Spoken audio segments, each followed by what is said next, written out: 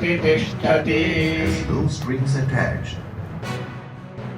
ಬರಲಿ ಅವರಿಗೆ ಅಧ್ಯಕ್ಷರು ಹುಟ್ಟಿದಪ್ಪ ಈ ವಯಸ್ಸಲ್ಲೂ ಸಹ ಈ ಥರ ಚಟುವಟಿಕೆಯಲ್ಲಿದ್ದು ಸಂಗೀತದ ಬಗ್ಗೆ ಆಸಕ್ತಿ ವಹಿಸಿ ನಾನೊಂದಷ್ಟು ಜನರಿಗೆ ಸಂಗೀತದ ಬಗ್ಗೆ ಆಸಕ್ತಿ ತೋರಿಸ್ಬೇಕು ಅನ್ನೋದು ಇದೆಯಲ್ಲ ಅದು ಎಲ್ರಿಗೂ ಬರೋದಿಲ್ಲ.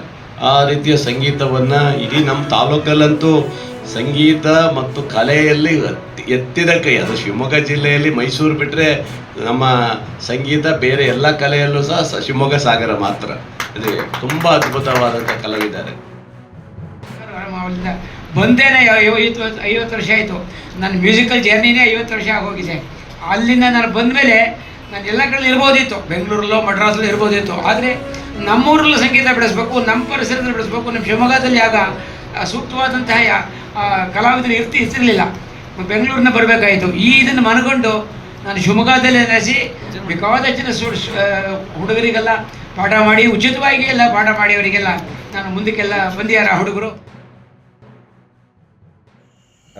ಸಂಗೀತಗಾರರು ಹಿಂದಿನ ಕಾಲದಲ್ಲಿ ವೈಲಿನ್ ಅಂದರೆ ಲಾಲ್ಗುಡಿ ಅಂದರೆ ವೈಲಿನ್ ಅನ್ನೋ ಥರದಲ್ಲಿತ್ತು. ಒಳ್ಳೆ ವೋಕಲಿಸ್ಟ್ ಕೂಡ ಅವರು. ಅವರ 3 ಜನ ಶಿಷ್ಯರು ಅಂದರೆ HK ವೆಂಕಟರಾಮ್ ಮತ್ತು ಸುಬ್ರಾವ್ ಅವರ ನೇರ ಶಿಷ್ಯರು.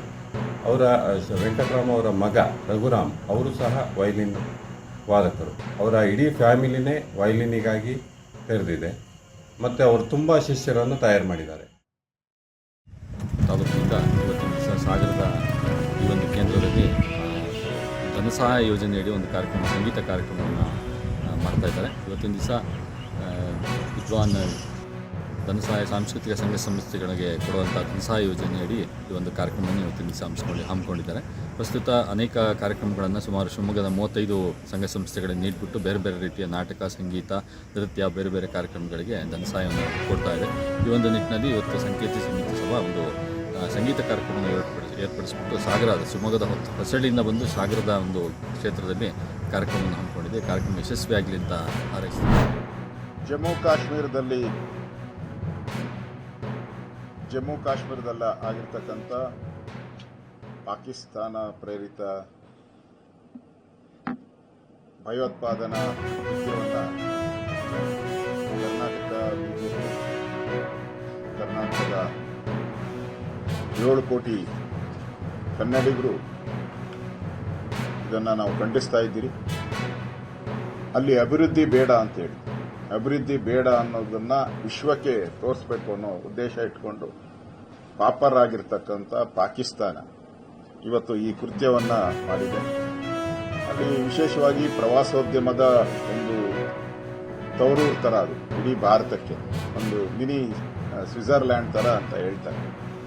ಅಲ್ಲಿ ಬರೋದ್ರಿಂದ ಕೋಟ್ಯಾಂತರ ರೂಪಾಯಿ ಆ ಭಾಗದ ವಾಸ ಮಾಡ್ತಕ್ಕಂಥ ಜನಗಳಿಗೆ ಅಭಿವೃದ್ಧಿಗೆ ಬಹಳ ಪೂರಕವಾಗಿತ್ತು.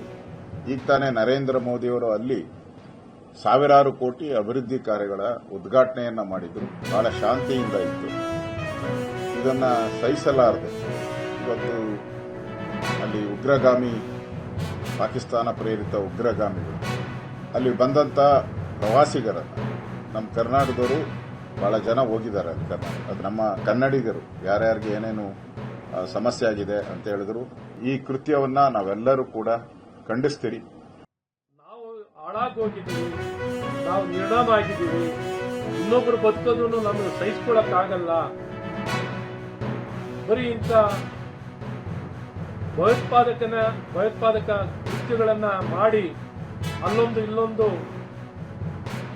ಅಶಾಂತಿಯನ್ನು ತರುವಂತ ಪ್ರಯತ್ನ ಪಾಕಿಸ್ತಾನದಿಂದ ನಡೀತಿದೆ. ಈಗಾಗಲೇ ಸಾಕಷ್ಟು ಬುದ್ಧಿ ಕಲಿಸುವಂತ ಕೆಲಸ ಭಾರತ ಸರ್ಕಾರದಿಂದ ನಮ್ಮೆಲ್ಲರ ನೆಚ್ಚಿನ ಪ್ರಧಾನಮಂತ್ರಿಗಳಾದಂಥ ನರೇಂದ್ರ ಮೋದಿಯವರು ಬಹಳ ಸ್ಪಷ್ಟವಾಗಿ ಪಾಕಿಸ್ತಾನ್ ಭಯೋತ್ಪಾದಕರ ಟ್ರೈನಿಂಗ್ ಕ್ಯಾಂಪ್ ಅನ್ನ ಈಗಾಗಲೇ ನಿರ್ಣಾಮ ಮಾಡುವಂತದ್ದಾಗಿದೆ.